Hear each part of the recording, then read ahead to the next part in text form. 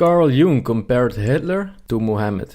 This might shock you. In this video I will address some very important questions, such as why did he do this? Why is this so important? And most importantly, why the comparison is actually correct. Stay tuned. Die Treue für uns verkörpern, darum wollen auch wir treu sein. Adolf Hitler, der Führer der deutschen Jugend, hat das Wort.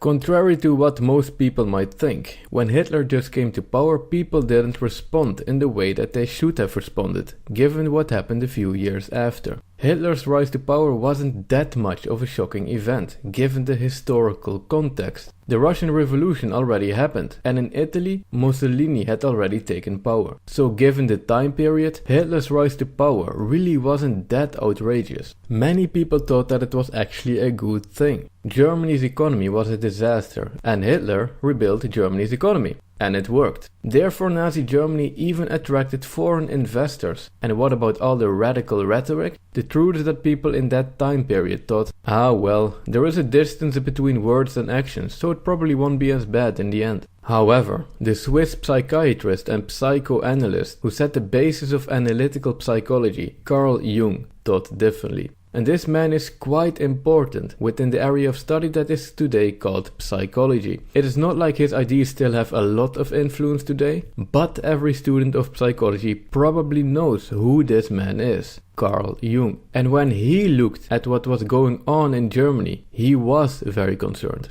But in order to explain what he saw, he didn't have an example of a situation with which he could compare what he saw in a way that everybody understood. Today, when a situation like this occurs, people just compare it to Nazi Germany, and everybody immediately understands the comparison that is made.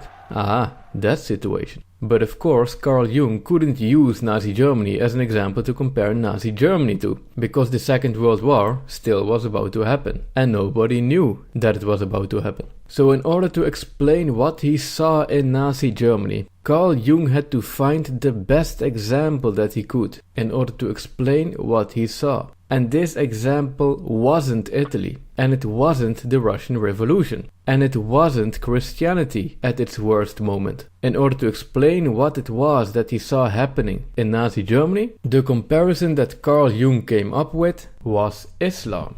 And this is extremely important today. He used Prophet Mohammed. Carl Jung wrote, quote, "We do not know whether Hitler is going to found a new Islam. He is already on the way. He is like Mohammed. The emotion in Germany is Islamic, warlike and Islamic. They're all drunk with a wild God." The best example in order to explain what he saw happening in Germany that he could find was Islam. And as you can expect, given the horrible state of today's education system, if it comes to areas of study related to history and civilization, most people don't know that Carl Jung wrote this. Not even university students who are studying psychology and who do know Carl Jung, and who might even have learned some of his basic theories, do not know that Carl Jung compared Hitler to Mohammed, because these universities are politically correct and far left, and they will never teach students anything that doesn't fit perfectly within the boundaries of politically correct thought. So this is extremely important. Carl Jung didn't use Mussolini's Italy as an example.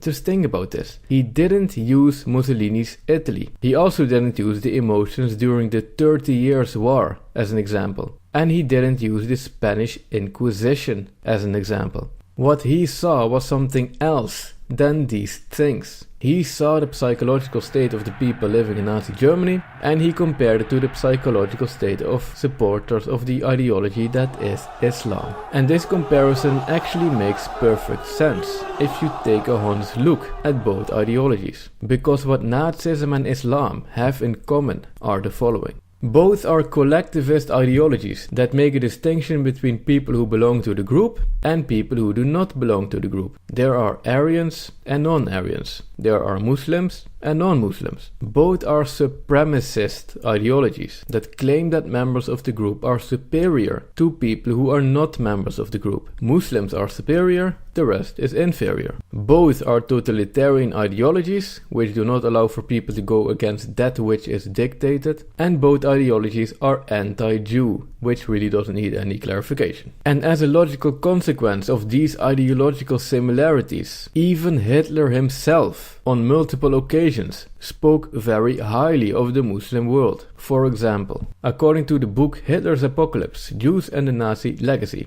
Hitler said that, quote, "The people of Islam will always be closer to us than, for example, France." According to Albert Speer's book Inside the Third Reich, Hitler had learned a lot from a delegation of distinguished Arabs, with whom he speculated that if the Berbers and Arabs had won the Battle of Tours in the 8th century, the Germans would have had, quote, "a religion that believed in spreading the faith by the sword and in subjugating all nations to that faith," and that, quote, "such a creed was perfectly suited to the German temperament." And quote, "You see, it's been our misfortune to have the wrong religion." Why didn't we have the religion of the Japanese, who regard sacrifice for the fatherland as the highest good? The Mohammedan religion too would have been much more compatible to us than Christianity. Why did it have to be Christianity with its meekness and flabbiness? So yes, Carl Jung comparing Nazi Germany to Islam wasn't just some random comparison. And it is a pity that people today don't know about this, as a result of the horrible state of the education system, the academic world, and the mainstream media.